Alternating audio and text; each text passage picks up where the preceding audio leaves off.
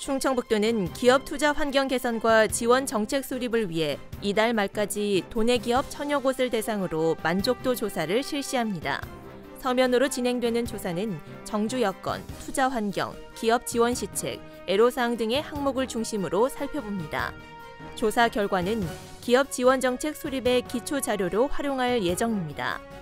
충청북도는 이번 조사를 통해 기업 근로자 환경 개선 등 기업 요구에 능동적으로 대응할 수 있는 실효성 있는 정책을 마련할 계획입니다.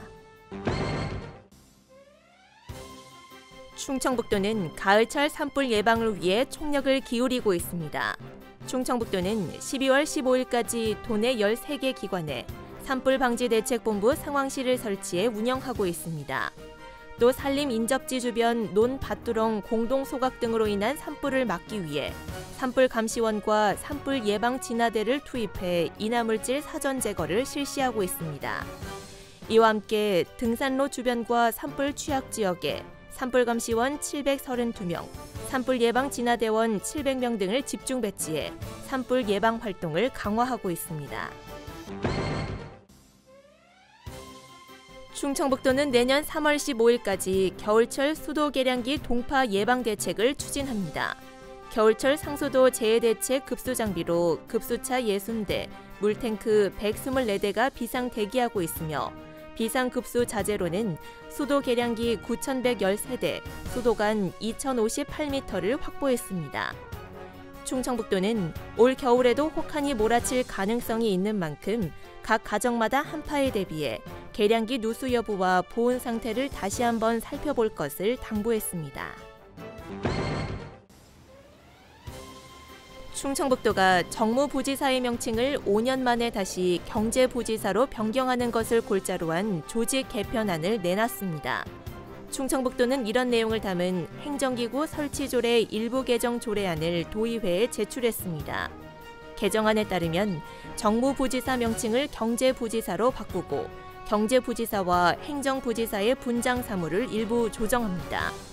경제부지사는 경제통상국, 균형건설국, 바이오산업국, 환경산림국 소관 업무와 공항 관련 업무, 그 밖의 경제 관련 부서 업무에 관한 사항을 총괄하게 됩니다.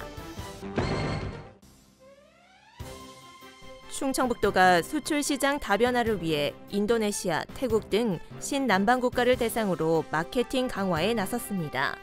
충청북도는 인도네시아와 태국 무역사절단을 파견해 총 4,600만 달러의 수출 상담 성과를 이뤘다고 밝혔습니다. 이번 무역사절단은 지난 11일부터 15일까지 인도네시아와 태국 등 신남방 핵심 국가 시장 진출을 위해 파견됐습니다.